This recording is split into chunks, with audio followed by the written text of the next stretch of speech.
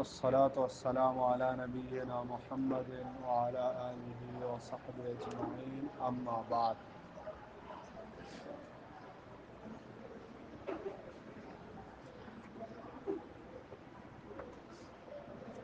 مقدمۃ العلم، علم حدیث کا مقدمہ یہ پڑھ رہے تھے تو مقدمے میں ایک بحث جو آداب و علم الحدیث کا تھا وہ ہم نے مختصراً پڑھ لیا۔ اب بحث ثانی وہ ہے شرافت و علم الحدیث و اہلہ، علم حدیث کی شرافت اور اس کے اہل کی شرافت۔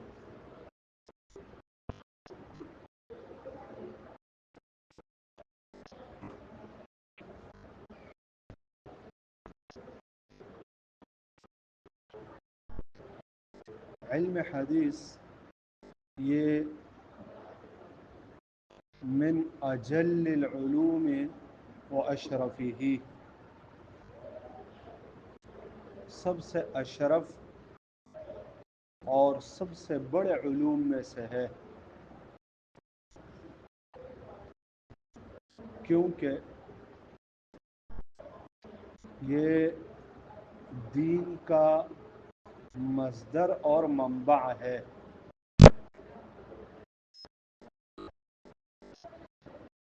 شریعت کے دو اصول ہے، ایک اصل ہے کلام اللہ تعالی،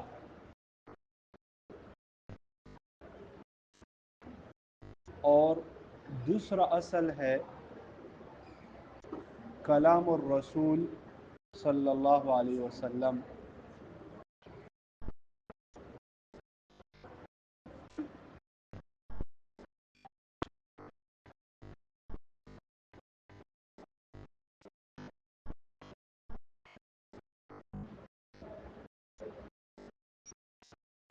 جتنا مقام اور مرتبہ نبی کریم صلی اللہ علیہ وسلم کو اللہ نے دیا ہے، تو اتنا ہی مقام اور مرتبہ اللہ نے ان کے احادیث کو بھی دیا ہے۔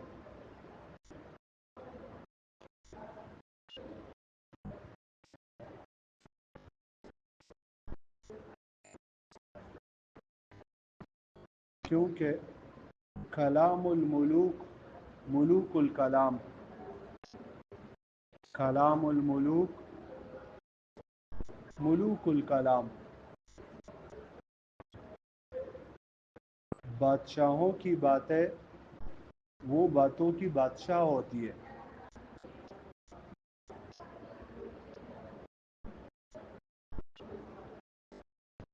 تو نبی صلی اللہ علیہ وسلم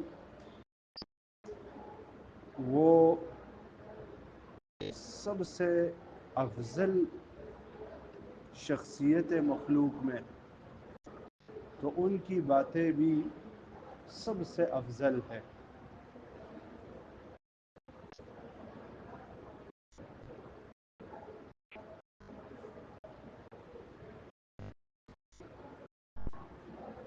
علم الحدیث کی شرافت یہ قرآن سے بھی ثابت ہے اور احادیث سے بھی ثابت ہے۔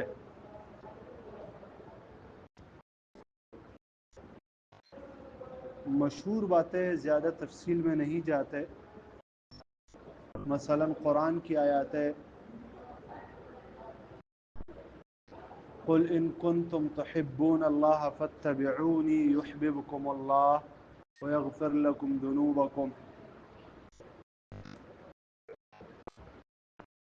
اس میں علم حدیث کی شرافت ہے۔ اسی طرح اطیعوا اللہ و اطیعوا الرسول، ولا تبطلوا اعمالکم، یہ علم حدیث کی شرافت ہے. اسی طرح وَأَنزَلْنَا إِلَيْكَ الذِّكْرَ لِتُبَيِّنَ لِلنَّاسِ مَا نُزِّلَ إِلَيْهِمْ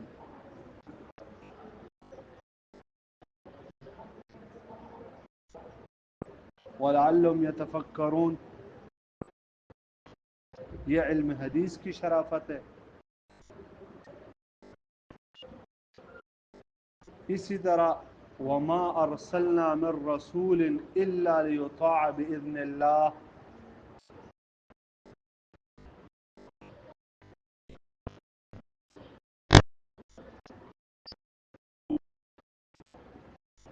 یہ علم حدیث کی شرافت. وَمَا آتَاكُمُ الرَّسُولُ فَخُذُوهُ وَمَا نَهَاكُمْ عَنْهُ فَانْتَهُوا،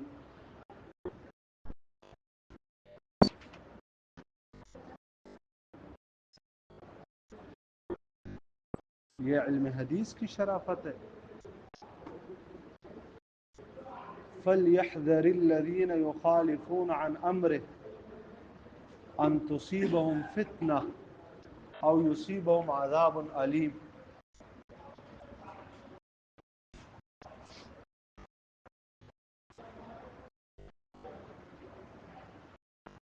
یہ بھی علم حدیث کی شرافت. یعنی قرآن تو برا پڑا ہے، قرآن تو آیا اس مقصد کے لیے کہ لوگوں کو دکھا دے کہ میرے رسول کی بات مانو. قرآن کا مقصد ہی یہی ہے. تو جتنی بھی آیت اللہ کے رسول کے متعلق ہے اس میں جیسے ان کی شان ہے تو ایسے ان کی باتوں کا بھی شان اور مقام ہے. احادیث میں اللہ کے رسول صلی اللہ علیہ وسلم نے بھی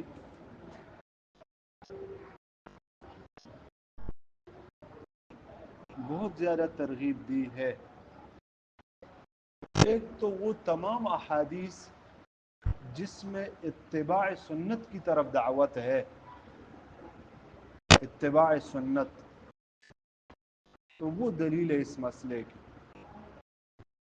وہ تو بہت زیادہ ہے، اس طرف نہیں جاتے.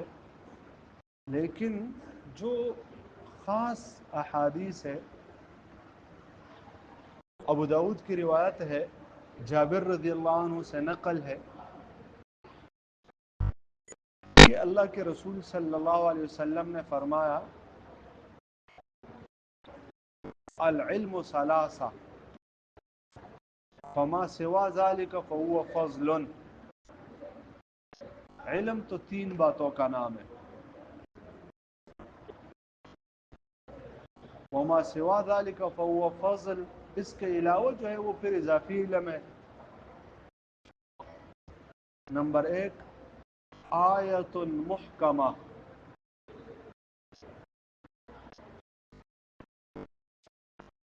نمبر دو او سنت قائمہ، اور نمبر تین او فریضۃ عادلہ. آیت محکمہ او سنت قائمہ او فریضۃ عادلہ، تین علم ہے. ایک محکم آیات ہے جن کے اندر احکام ہو جو منسوخ نہیں ہو، اور دوسرے نمبر پر مضبوط سنت جو صحیح طریقے پر ثابت ہو، سنت قائمہ.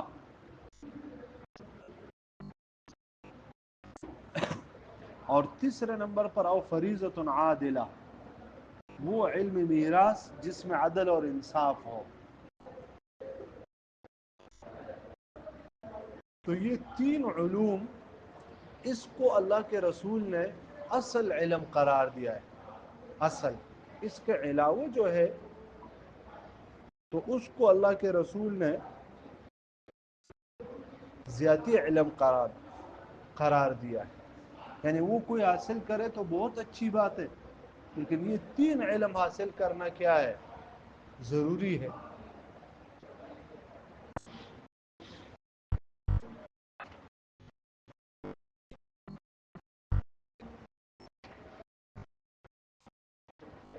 عبداللہ ابن عباس رضی اللہ عنہ کی روایت ہے،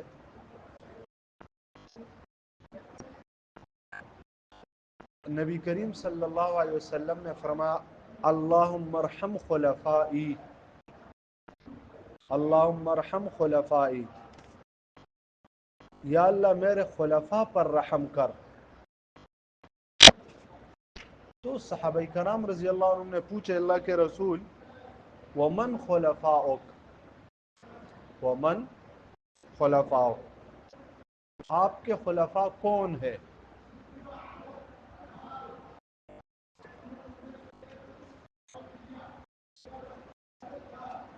تو اللہ کے رسول نے فرمایا الذین یأتون بعدی یروون احادیثی ویعلمونها الناس، الذین یأتون بعدی یروون احادیثی ویعلمونها الناس، میرے خلفاء یہ وہ لوگ ہیں جو میرے بعد آئیں گے اور میرے احادیث روایت کریں گے اور لوگوں کو سکھلائیں گے۔ تو اللہ کے رسول نے خود ان کو اپنا خلفاء قرار دیا ہے۔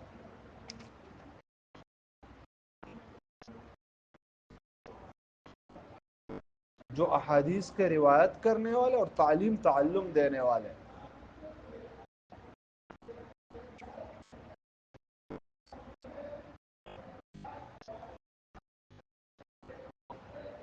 اور تیسری مشہور حدیث جو امام ابن ماجہ نے اپنے مقدمے میں ذکر کی ہے اور عام محدثین نے نقل کی ہے تواتر کے ساتھ، نظر اللہ امرأ سمع منا حدیثا فبلغه فرب مبلغ اوعى له من سامع۔ مختلف الفاظ کے ساتھ یہ روایت آئی ہے، نظر اللہ امرأ سمع منا حدیثا، اللہ اس آدمی کو تر و تازہ رکھے۔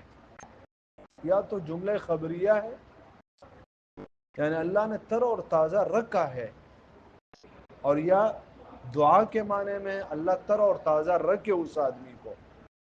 سمع منا حدیثا، جو ہماری حدیث سن لے، فبلغہ، اور پھر آگے پہنچا دے، فرب مبلغ اوعى له من سامع، بہت مرتبہ جس تک حدیث پہنچائی جاتی ہے وہ اس کا زیادہ یاد کرنے والا ہوتا ہے بنسبت کس کے؟ سامع کے۔ آپ نے سنی، پھر آپ نے وہ حدیث ان تک پہنچائی، تو شاید آپ اس حدیث سے اتنا علم اخذ نہیں کر سکو جتنا وہ کر سکے۔ آپ نے اس حدیث سے 5 مسائل نکالے ہوں گے، وہ 20 نکال دے گا، وہ آگے بیان کرے گا، وہ 30 نکال دے گا۔ تو اس وجہ سے حدیث آگے تک پہنچانا، اس سے محدثین کی شرافت معلوم ہوتی ہے جو احادیث کو روایت کرنے والے ہیں۔ شرافت اہل الحدیث، اصحاب الحدیث کی شرافت ہے یہ۔ اس وجہ سے سفیان ابن عیینہ رحمہ اللہ فرمایا کرتے تھے کہ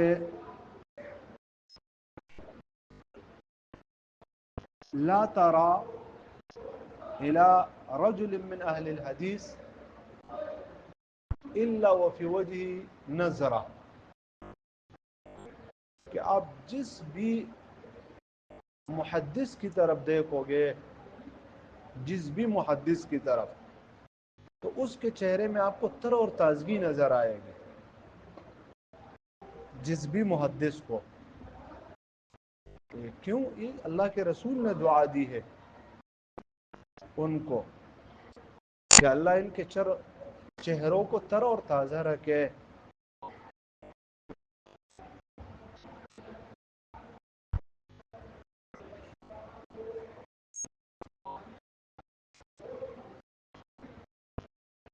اور اس کے ساتھ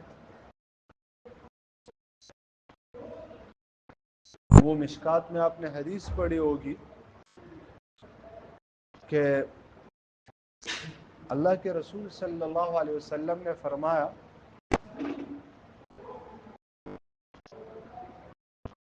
يحملون هذا العلم من كل خلف عدوله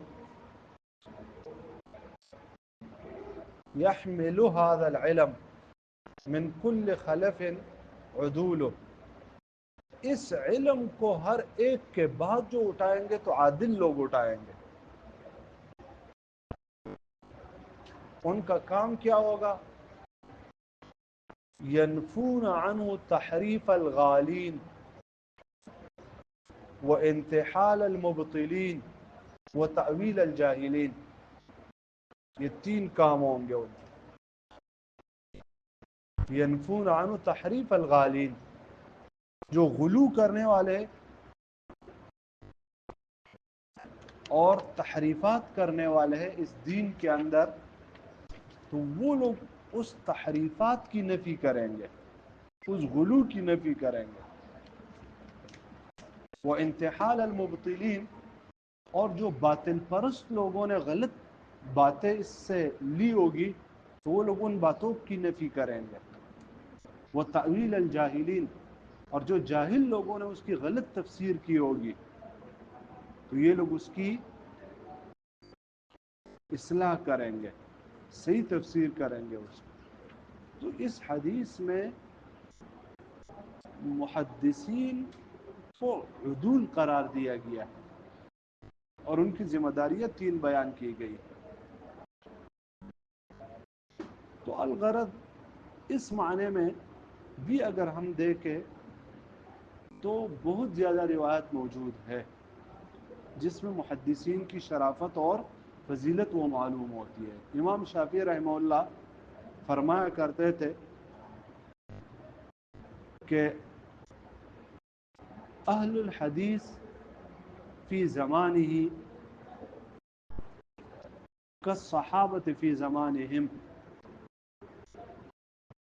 اہل الحدیث اپنے زمانے میں ایسے ہوتے ہیں جیسے صحابہ اپنے زمانے میں.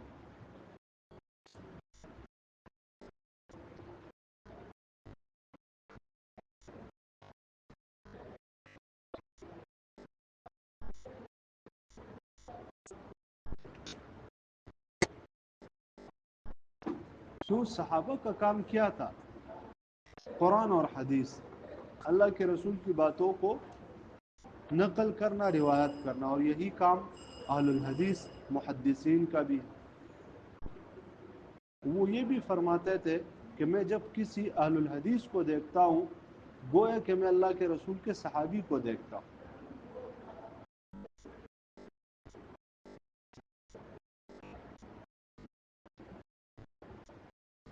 اور یہ یقینی بات ہے کہ جب انسان کسی ایسے شخص کو دیکھتا ہے جن کے پاس علم ہو اور پھر کیا ہے عمل بھی کرنے والا ہو، تو انسان کو ایسے نظر آتا ہے جیسے کوئی صحابی ہے.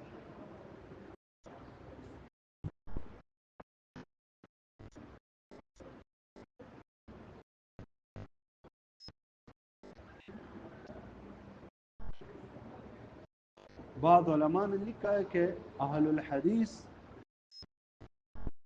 یہ زیادہ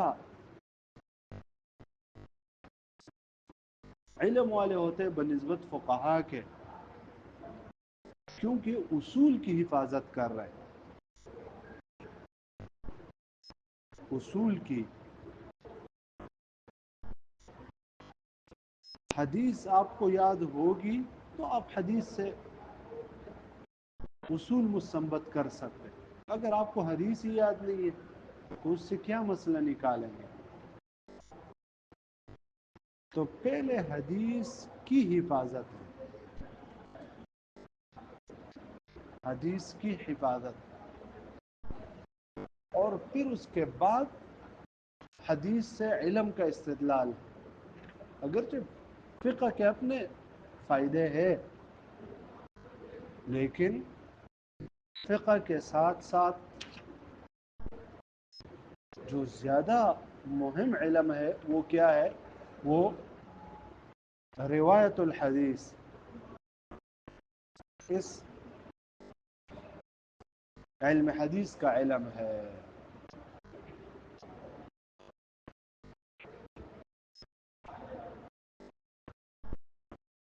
تو یہ ہماری دوسری بحث ہو گئی شرافت و علم الحدیث و اہلہ. علم حدیث اور حدیث کے علم کے اہل ان لوگوں کی شرافت، یہ اجمالاً، ورنہ بات تفصیلی ہے. اس کے بعد اب البحث الثالث، بحث ثالث کی طرف آتے ہیں. بحث ثالث وہ ہے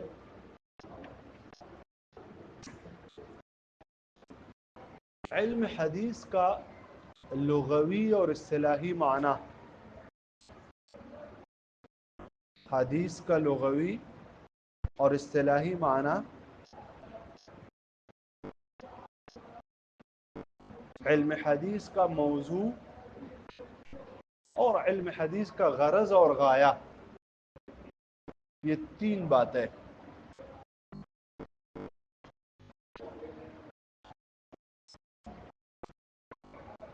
تعریف، موضوع، غرض اور غایہ. پہلی بات، حدیث کا لغوی معنی. حدیث لغت میں دو معنوں میں آتا ہے. نمبر ایک، حدیث کا معنی ہے جدید، نیا.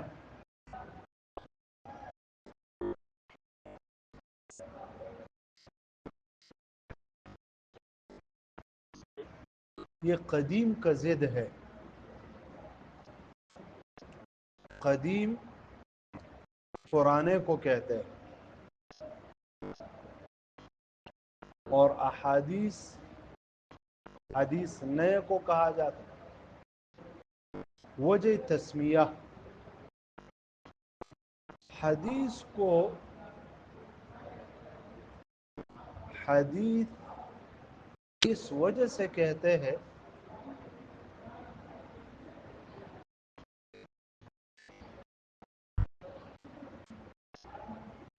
کہ یہ قرآن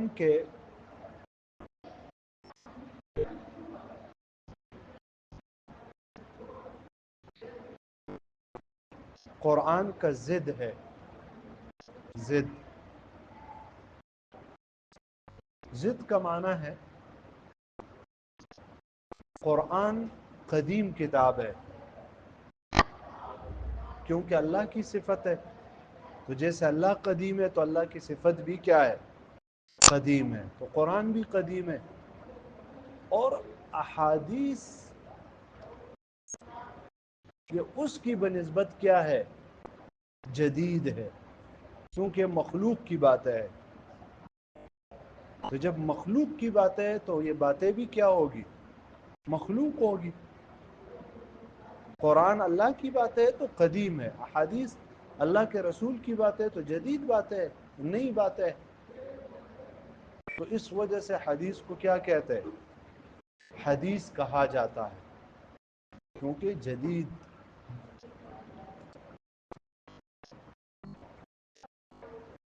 اور دوسرے نمبر پر حدیث، اس کا دوسرا معنی تحدیث سے نکلا گیا ہے. تحدیث،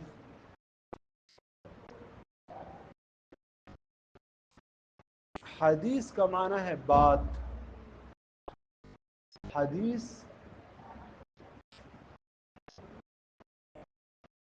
باتوں کو کہا جاتا ہے. باتوں کو.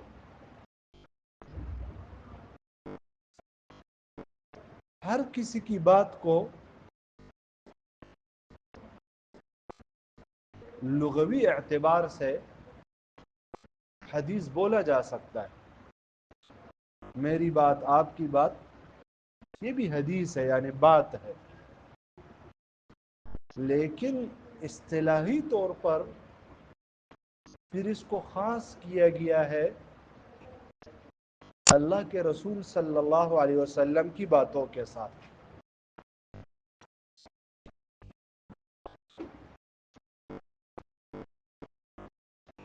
کیونکہ اللہ کے رسول کی باتیں کیا ہے؟ وہ کامل باتیں ہیں، فائدہ مند باتیں ہیں. ہماری باتیں تو ادھر ادھر ہوتی ہیں، کچھ فائدہ مند، کچھ بہت سارے غیر فائدہ مند، اور کچھ ادھر ادھر، کچھ غلط اور کچھ صحیح، سب کچھ ہوتا ہے اس میں. مگر اللہ کے رسول صلی اللہ علیہ وسلم کی باتیں کیا ہے؟ وہ صرف سچ باتیں ہیں، حق باتیں ہیں، اور کامل باتیں اور دین کی باتیں ہیں. حق، سچ، کامل اور دین کی باتیں ہیں. اس وجہ سے اس کو حدیث کہا گیا ہے. یہ وجہ تسمیہ بھی ہوا کہ اس میں حقانیت، صدق، عدل، کمال موجود ہے.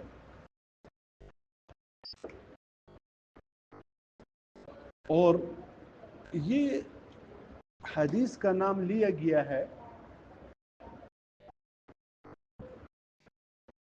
اس آیات سے، وَأَمَّا بِنِعْمَةِ رَبِّكَ فَحَدِّثْ.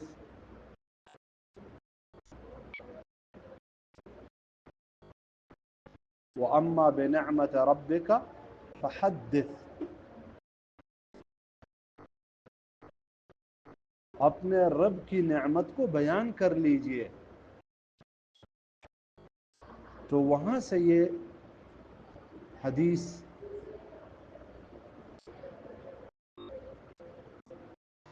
کا لفظ لیا گیا.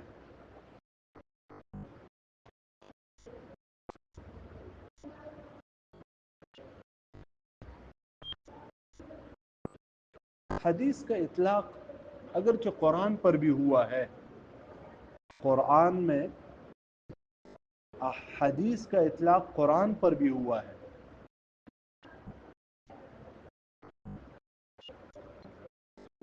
فَبِأَيِّ حَدِيثٍ بَعْدَ اللَّهِ وَآيَاتِهِ يُؤْمِنُونَ. فَبِأَيِّ حَدِيثٍ بَعْدَ اللَّهِ وَآيَاتِهِ يُؤْمِنُونَ. تو دیکھیے یہاں حدیث سے مراد کیا ہے؟ قرآن ہے.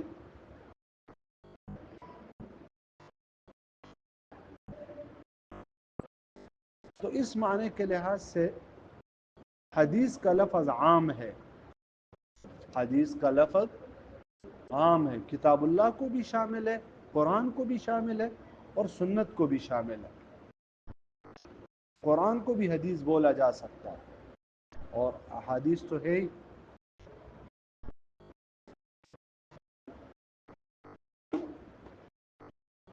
مگر مشہور اصطلاح وہ یہی ہے کہ حدیث کو ہی کہا گیا. حدیث اس کی جمع احادیث. حدیث کی جمع احادیث. یہ جمع خلاف القیاس آیا. جائیے توازو کا چہرہ دو کے آ جائیے. نیند نہیں کیا؟ اس کی جمع احادیث. یہ خلاف القیاس ہے.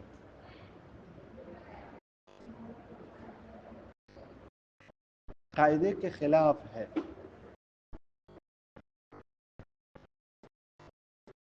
احادیث اصل میں احدوثۃ کی جمع ہے.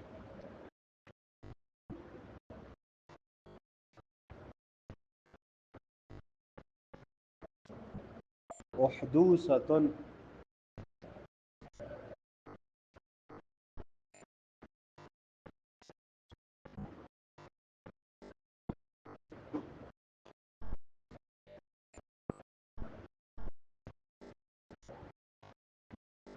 مگر خلاف القیاس اس کو احادیث کا بھی جمع حدیث کا بھی جمع بنا دیا گیا.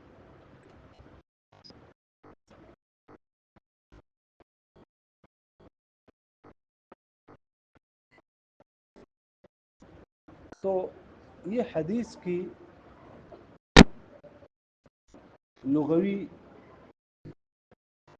تھوڑی سی وضاحت. حدیث دو معنوں میں، ایک حدیث جدید کے معنی میں اور دوسرا حدیث بات کو کہا جاتا ہے، اور اس کی جمع احادیث خلاف القیاس ہے.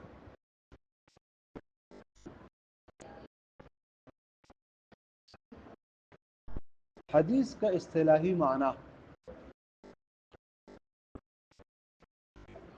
حدیث اس کی تعریف جو محدثین نے کی ہے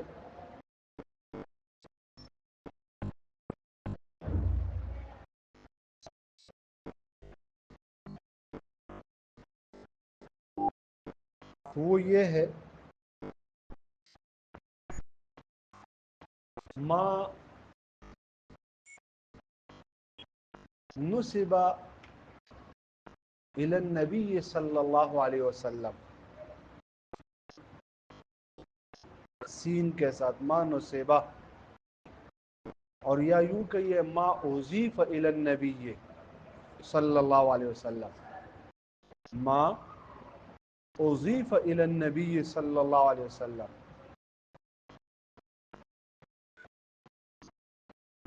من قول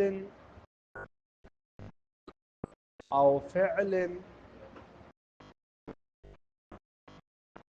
او تقریر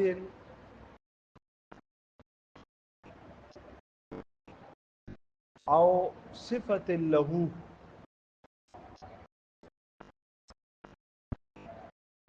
خلقیتا کانت او خلقیہ.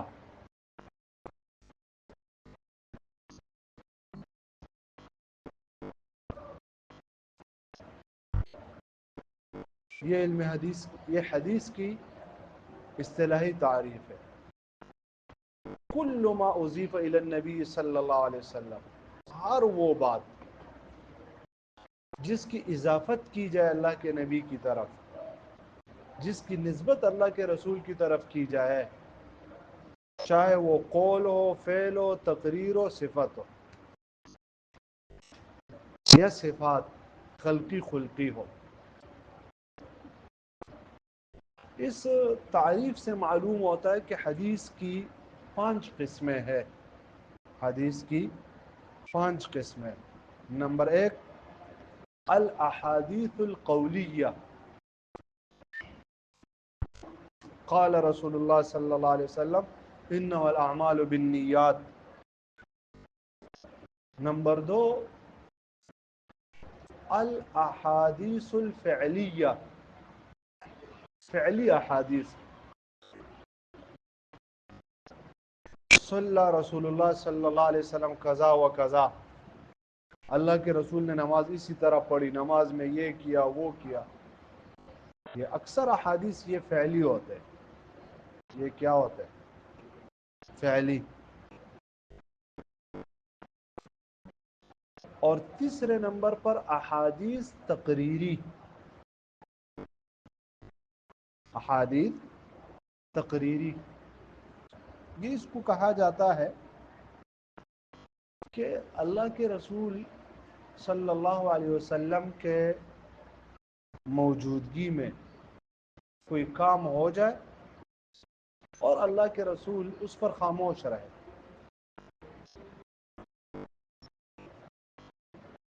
ما سکت علیہ رسول اللہ صلی اللہ علیہ وسلم، جس پر آپ نے خاموشی اختیار کی.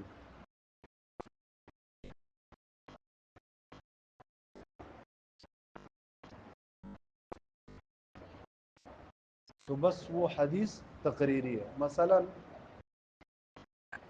عمرو بن العاص رضی اللہ عنہ، ابو داود کی روایت ہے کہ عمرو بن العاص رضی اللہ عنہ جنوب ہوئے غزوہ ذات السلاسل میں، اور انہوں نے تیمم مارا، اور تیمم کے بعد صحابہ کو فجر کی نماز پڑھائی. تو اب صحابہ نے اللہ کے رسول کو شکایت لگائی کہ اس نے جنابت کی حالت میں نماز پڑھائی ہے اور صرف تیمم کیا، غسل نہیں کیا ہے. تو اللہ کے رسول نے ان کو بلایا اور پوچھا آپ نے کیا جنابت میں نماز پڑھائی ہے؟ تو انہوں نے جواب میں کہا اللہ کے رسول سردی بہت زیادہ تھی اور اگر میں غسل کرتا تو مرنے کا خطرہ تھا، اور میں نے قرآن میں اللہ سے سنا ہے وَلَا تَقْتُلُوا أَنفُسَكُمْ إِنَّهُ كَانَ بِكُمْ رَحِيمًا. تو میں نے یہ سنا ہے. تو فضحک رسول اللہ صلی اللہ علیہ وسلم، نبی صلی اللہ علیہ وسلم مسکرائے اس بات پر. ولم یقل شیئا، اور کچھ بھی نہیں کہا، بس خاموش رہا. بس اب یہ حدیث تقریری ہوا کہ جنوب تیمم بھی مار سکتا ہے. اگر سردی حد سے زیادہ ہو، مرنے کا خطرہ ہو، تو پھر جنوب تیمم کر لے، غسل نہ کرے. فی الحال جنوب امامت کروا سکتا ہے، مگر بہت ساری بات ہے. تو اب یہ حدیث کیا ہے؟ تقریری. انس رضی اللہ عنہ فرماتے ہیں ہم نبی صلی اللہ علیہ وسلم کے زمانے میں مغرب سے پہلے 2 رکعتیں پڑھتے تھے اور اللہ کے رسول ہمیں دیکھتے اور نہ ہمیں حکم دیتے اور نہ منع کرتے. تو یہ حدیث تقریری ہے. جابر رضی اللہ عنہ فرماتے ہم عزل کرتے تھے اور اللہ کے رسول کے زمانے میں انہوں نے کچھ نہیں کہا. تو اس قسم کی بہت ساری حدیثیں ہیں جو احادیث تقریریہ کے زمرے میں آ جاتی ہے. تو یہ احادیث تقریریہ، یہ 3 قسمیں. چوتھی قسم احادیث خلقیہ. احادیث خلقیہ کا مطلب وہ احادیث جس میں اللہ کے رسول صلی اللہ علیہ وسلم کے ذاتی صفات بیان کیے گئے ہوں، ان کا حلیہ مبارک وہ بیان کیا گیا کہ مثلا اللہ کے رسول صلی اللہ علیہ وسلم کے بال مبارک ایسے تھے، ان کی آنکھیں مبارک، ان کی ناک مبارک،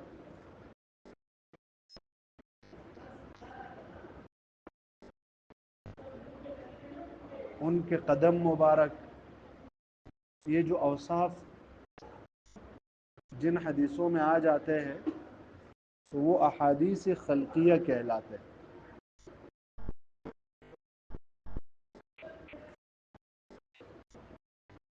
شمائل میں یہ حدیثیں آپ نے پڑھی ہوگی، شمائل ترمذی میں.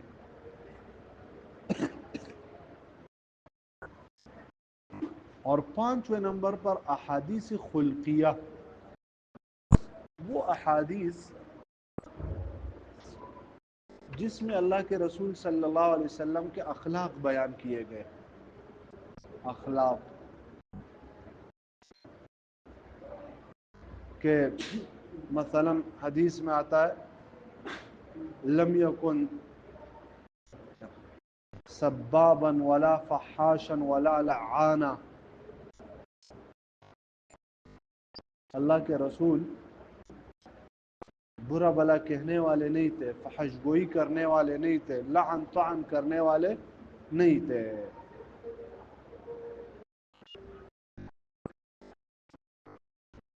اب یہ بھی حدیث ہے لیکن خلقی حدیث ہے، اخلاق سے تعلق ہے. تو یہ حدیث کی کتنی قسمیں ہو گئی؟ 5 قسمیں یہ حدیث کی ہو گئی. یہ محدثین کے نزدیک ہر وہ بات جس کی نسبت اللہ کے رسول کی طرف ہو جائے بس وہ حدیث ہے. اب پھر وہ صحیح ضعیف الگ بات ہے، ان سے فی الحال ہمارا کام نہیں ہے، لیکن جس بات کی نسبت ہو گئی تو اب وہ کیا ہے؟ حدیث کہلائے گا.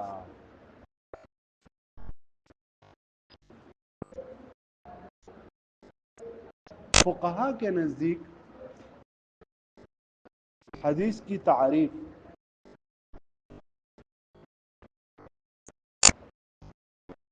انہوں نے حدیث کی تعریف کی ہے ہی عبارت عن اقوال الرسول صلی اللہ علیہ وسلم و افعالہ، هي عبارة عن اقوال الرسول صلی اللہ علیہ وسلم و افعالہ، کہ احادیث عبارت ہے اللہ کے رسول صلی اللہ علیہ وسلم کے اقوال اور ان کے افعال سے، بس۔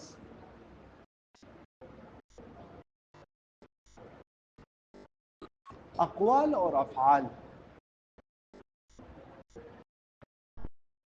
جو قولی حدیث ہے وہ حدیث ہے، اور جو فعلی حدیث ہے وہ کیا ہے؟ حدیث ہے۔ اور تقریرات یہ فعل میں آ جاتے ہیں،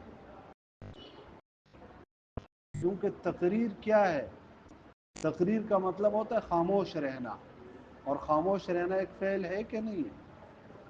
یہ تقریری حدیث فعلی میں آ جاتی ہے۔ باقی جو صفات والی احادیث ہے، خلقی یا خلقی، یہ حدیث میں نہیں آتا ان کے ہاں، اس میں۔ اور اس کی وجہ وہ یہ ہے کہ فقہا کا تعلق احکام سے ہوتا ہے،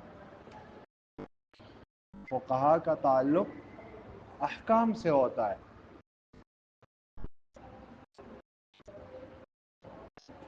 اور اب جو خلقی احادیث ہوتے ہیں یا خلقی احادیث، ان کا تعلق احکام سے بہت کم ہوتا ہے۔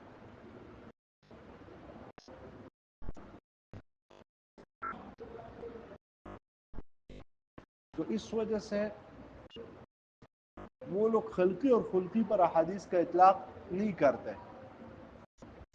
سنت کا اطلاق کر لیتے۔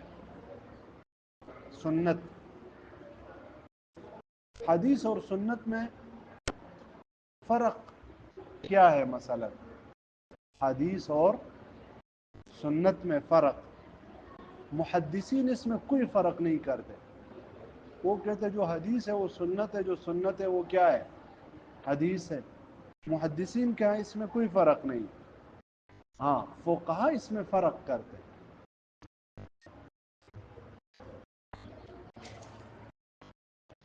ان کے ہاں حدیث کا اطلاق اقوال کے اوپر ہوتا ہے زیادہ، اور سنت کا اطلاق افعال کے اوپر ہوتا ہے۔